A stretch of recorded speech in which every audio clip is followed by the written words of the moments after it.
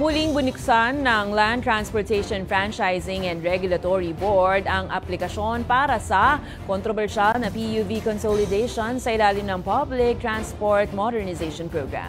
Ayon sa LTFRB, mayroong 45 araw ang unconsolidated PUVs mula October 15 hanggang November 29 para sumali sa mga umiiral na kooperatiba sa ilalim ng Modernization Program.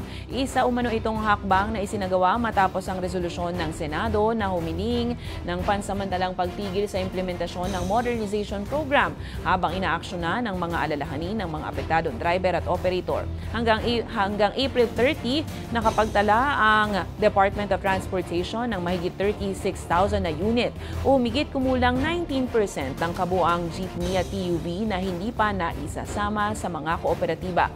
Itinuturing naman na kolorum ang mga unconsolidated PUV kahit na pinapayagan sila mag-operate sa 2,500 na lugar at ruta na may mababang consolidation.